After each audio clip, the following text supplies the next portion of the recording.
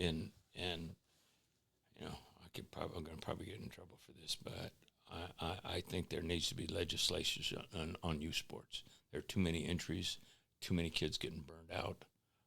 Your body's like a car. It's only got so many games in it. And when you're playing 6 games a weekend as a 12-year-old, you're not going to have nothing left in the tank. So I totally agree with. I feel like first off, playing multiple sports, varied muscle movements, different, explosive movements. It's called cross training. It's called cross training. Like that from a hand-eye coordination, foot speed, all of that to me is, I think, super important for kids. But I also, I'd love to get your take, not only, and maybe the youth plays a part in it, but the, world today, like the NBA with load management, like that phrase, like what's your view is on kind of how that's evolved? And then some of the injuries that have happened, like the Achilles injuries are all of a sudden now happening everywhere. Here's my feeling on this Achilles stuff. A lot of these people are doing Olympic lifting only, clean snatches. Okay, they don't concentrate on your calves, single leg calf. They don't concentrate on dorsiflexion.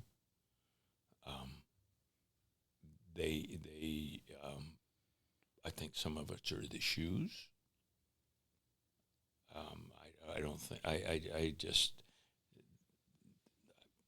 in their Olympic lifting, I don't see them doing calf raises. And it's the same thing as a leg curl, for hell's sake. Mm-hmm.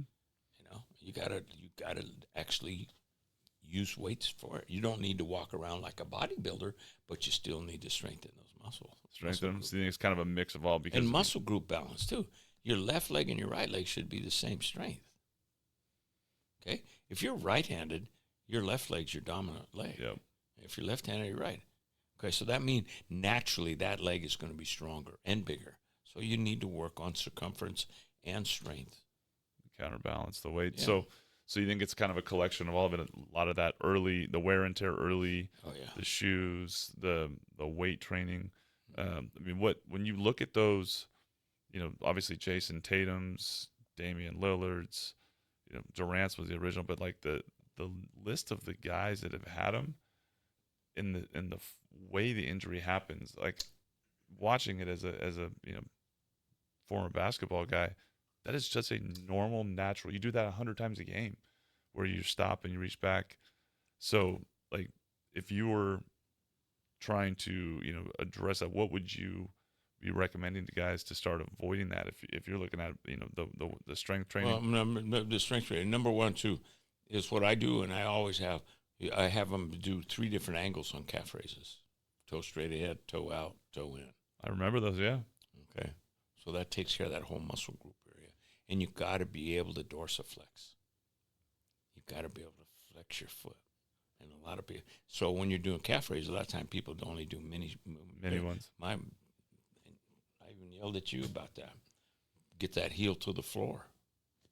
Dorsiflex. Get it up. Go all the way up. Don't do small range of motion.